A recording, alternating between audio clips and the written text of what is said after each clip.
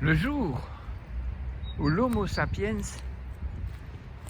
a pu prendre sa place sur cette planète, tout a changé. Tout est devenu alternatif. Parce que si, avant l'homme, il n'y avait que des créatures créées par cette intelligence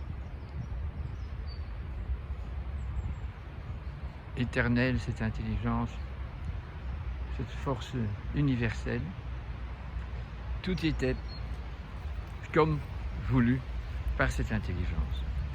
Puisque chaque créature trouvait sa place et s'épanouissait dans cette nature, quoique il était prévu également que toute créature n'était pas éternelle, comme cette intelligence divine, mais devait un jour mourir. Certains, comme des arbres, peuvent vivre 500 ans, ça ok, mais bon, toute créature est en passage ici. Et quand l'Homo sapiens est arrivé, eh bien, c'est une créature unique par rapport aux autres, puisque c'est une créature libre. Libre, c'est-à-dire qu'elle peut décider, tandis que toutes les autres créatures, pensez-y, le plomb doit être plomb, l'or de l'or. Ils n'ont rien à faire, ils ne peuvent pas changer leurs possibilités. Le chien ou le loup est causé loup, et donc il vit en société, il est au service, il est diurne, il est vraiment avec un corps créé selon son code génétique. Et que s'il est dans l'épigénétique normale, eh bien il fait une vie en pleine santé et malgré ça, un jour, il va mourir. Donc tout est dans la nature, œil pour œil, dent pour dent, donc tout bien fait, sans possible pathologie. Mais quand l'homme est arrivé, voilà que cette créature, avec son néocortex si bien développé qu'il peut dialoguer avec l'éternité, avec cette force universelle, eh bien, à ce moment-là, il y a cette liberté. Et donc, nous pouvons choisir. Donc, nous pouvons aller. Et choisir, c'est pas prendre ce qu'on aime et rejeter ce qu'on n'aime pas. C'est devenir donc dans une conscience, dans un état d'humilité, de pouvoir aller pour un but élevé. Donc, c'est pas vivre sa vie pour avoir une Porsche. Non, c'est vivre sa vie pour accomplir ici sur Terre ce que la seconde vie nous propose de faire, et on choisit alors pour faire le bien, pour rester humble et en pleine gratitude d'être vivant et de pouvoir manifester ici sur Terre cet amour universel de ce passage que nous avons à faire, puisque nous savons que nous sommes des étincelles d'éternité, des étincelles de conscience qui viennent ici essayer d'accomplir un ouvrage, une œuvre.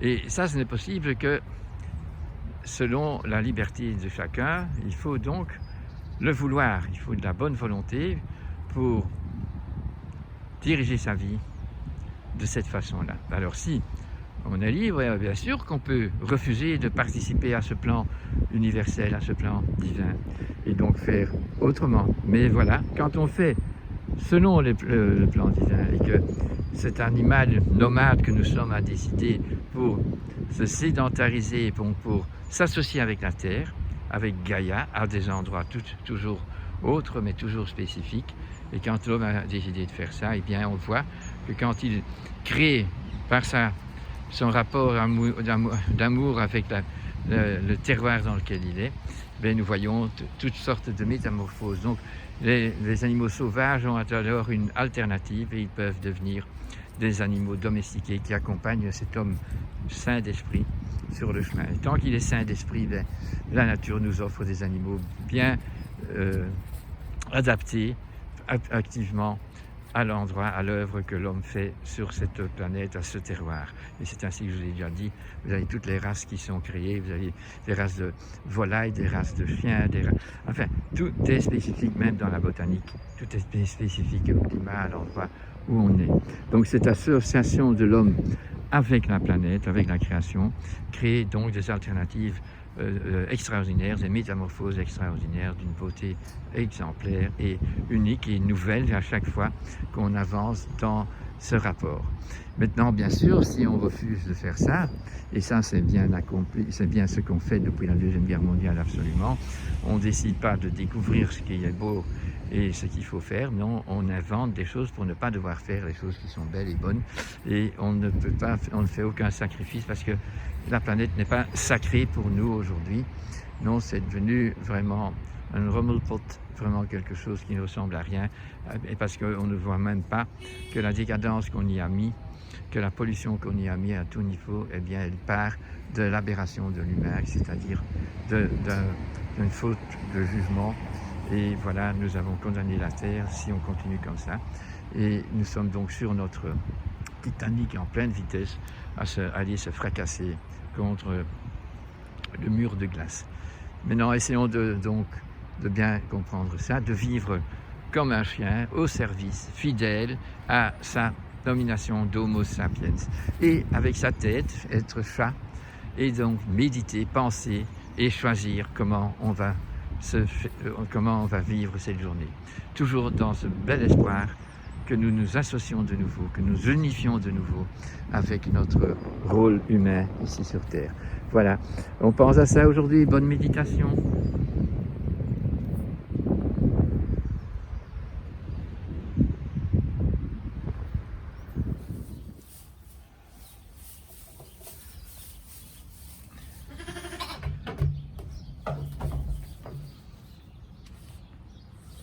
Oui, oui. On va continuer un peu. Il fait boueux, oui. Oui. Ça, c'est comme ça. Et voilà.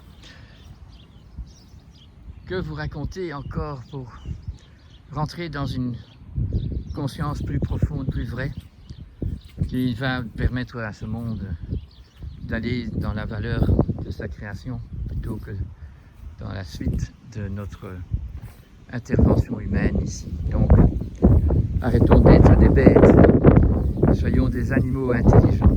Et donc, c'est ce qu'on n'est plus.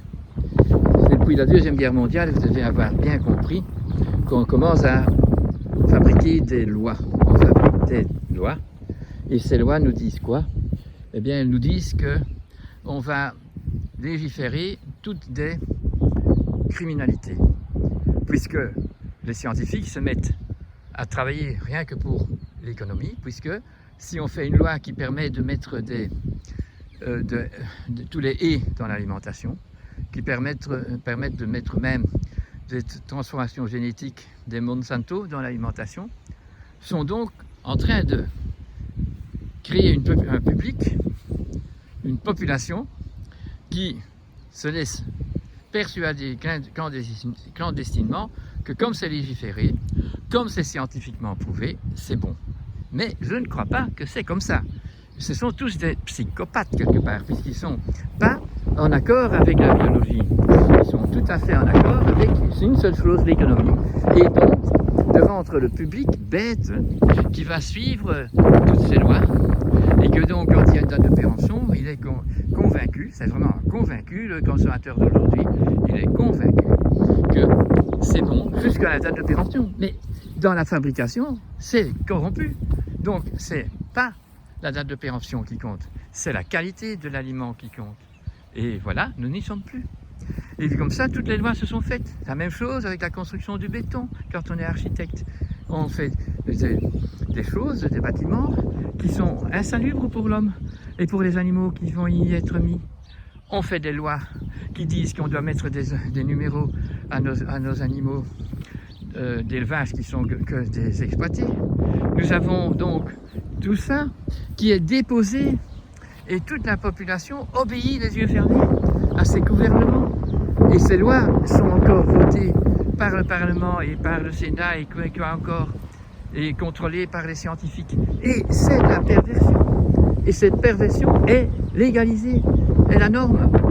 Maintenant, avec les décrets qu'on fait en 1, 2, 3, le décret est plus important que la loi qui a quand même été votée par nos gouvernements, nos parlements. Ou là, peut-être qu'il y en a un qui est moins psychopathe et qui vient avec des refus de voter des lois qui ne sont pas conformes. Donc on légifère tout ce qui est économiquement rentable ou qui permet à notre société de dévier de son bon sens commun, de cette évidence. Et ça, c'est la référence que nous avons. Vous voyez, c'est pas possible qu'on continue comme ça. Ça, c'est le recette qu'on doit faire. On doit faire maintenant des lois, et on doit les écrire maintenant, parce que la loi qui n'est pas écrite, c'est la loi de l'amour, c'est la loi du respect, c'est la loi qu'on doit transférer d'une génération à l'autre. Et on ne doit pas rendre la génération suivante encore plus bête que celle que nous sommes, parce que c'est nous qui avons permis d'implanter toutes ces bêtises et de répondre positivement à toutes les impositions que nous font nos gouvernements aujourd'hui. Donc un gouvernement, c'est normalement tous des gens qui ont une autorité, parce qu'on les aime parce qu'ils font les choses bien et qu'ils savent ce qu'ils font, mais maintenant nous ne sommes pas convaincus, nous sommes conscients que tout ce qui se passe n'est pas du tout fait pour le bien-être commun et qu'on ne voit pas des gouvernements qui soignent pour leur public, pour les civils, pour ceux qui sont dans leur société. Non, nous avons dévié. On doit changer, tout à fait, faire un reset et comprendre que nous ne sommes pas d'accord, on n'achète rien qui est légal, parce que ce qui est légal est toujours pourri, pervers. On achète des choses artisanales et on aide les artisans à prendre leur envol, parce qu'un artisan, plus il est occupé, plus vieux il est devenu, plus il est au courant de comment il faut faire son fromage, comment on va faire du bon pain. Et on ne sait pas les professions qui sont bien. Les professions sont des criminels, parce que la profession a tué, a exterminé les métiers. Vous voyez bien, quand vous êtes vétérinaire, avant on était médecin des animaux, et on faisait connaître les animaux qui étaient en social avec d'autres animaux, c'était pas dans des exploitations, donc tout était bien. Et maintenant, la loi, elle essaye, et elle est contrôlée par l'ASCA, on essaye de faire des méga exploitations, parce que c'est déjà incroyable les exploitations qu'on a maintenant, mais les nouvelles sont projetées à faire beaucoup plus d'animaux d'une même sorte. Donc on ne va pas dans le bon sens. Réfléchissez-vous à ça? Et alors on va un peu se colloquer et on va essayer de trouver comment faire et de chercher surtout à avoir un meilleur discernement et de recréer autour de nous ce que la nature nous a proposé. Merci beaucoup de votre patience. Bonsoir. Oui, donc selon tout ce que vous avez entendu sur ma vidéo, le tout est de savoir que ce que l'homme d'aujourd'hui se permet, c'est qu'il a tous les droits et il n'a plus de devoirs. Et si on veut évoluer, il faut avoir du mérite. La vie vaut la peine, mais la peine, c'est pas de la douleur. Et en flamand, on dit de leven is de moeite waard. Ça veut dire ça vaut la peine, et c'est pour ça qu'il y a un investissement personnel. Donc, les droits, on peut se les accaparer, c'est de l'abus de pouvoir, ce qui se passe un peu partout. Tandis que le devoir, c'est se raccoler à son devoir humain, à ce contrat qu'on a dans la loi biologique, dans la loi de la vie, dans la loi qui est dans l'espace et dans la conscience, et que nous devons transmettre et que nous devons apprendre à connaître, parce qu'aujourd'hui, on ne la connaît pas, puisque tout ce qu'on voit autour de nous, c'est des fausses lois. C'est des lois qui sont faites pour l'économie, pour le business, pour la facilité, pour que le commerce puisse continuer. Alors, pour connaître les vraies lois, ben, il faut un peu aller réfléchir et savoir vraiment, hein? Attends, bonjour toi, que la loi, c'est la loi de l'amour, et bien sûr, cette loi-là, c'est à nous-mêmes de nous investir pour cela. Et donc, il faut de la bonne volonté, et il faut vouloir s'élever, et il faut vouloir discerner, et voilà, ne pas se dire « j'ai le droit », et donc, dans la même façon, si on se donne ce droit-là, on va transformer les mots, et on va dire « j'ai le devoir d'obéir à nos dirigeants ». Et quand nos dirigeants sont des pervers, et qui nous font des lois qui sont contraires à la vie biologique, eh bien nous le suivons. C'est un peu l'état dans lequel toute la population mondiale est arrivée. On est depuis plus de 60 ans occupé à répondre à des lois économiques, à des lois d'exploitation, des lois économiques et on n'a plus du tout des lois écologiques. Parce que si on a une invention qui n'est pas saine pour l'écologie, eh bien, on doit se soumettre à la vérité de la vie et donc on ne peut pas l'appliquer. Donc on n'applique pas les énergies comme les énergies soi-disant vertes qui sont un mensonge énorme, puisque l'énergie faite avec des éoliennes, ben, ça éradique carrément tous les animaux qui ont un radar, qui ont un sonar qu'on appelle ça dans l'animal. Et ce sonar, ben, ce sont les chauves-souris, et ce sont les cétacés, ce sont nos dauphins, ce sont nos baleines. Eh bien, c'est là, les malheureuses, elles ne savent plus s'orienter et nous avons tous les accidents qui se passent aujourd'hui. Donc, quand on sait ça, ben, il ne faut pas dire que scientifiquement c'est prouvé que c'est vert. Nous ment tout le temps, mais on veut aller dans ce mensonge parce qu'alors on peut continuer dans la perversion dans laquelle on est. Donc, savoir qu'on est dans la perversion, c'est pas un drame. Si on, grâce à ça, on se soumet après à notre devoir d'humain, à notre devoir de jardinier de la terre. Et alors, tous les animaux, toutes les plantes vont aller mieux parce qu'on est un bon jardinier qui sait ce que veut dire aimer. Et ce n'est pas de cet égoïsme économique que nous pouvons nous avancer.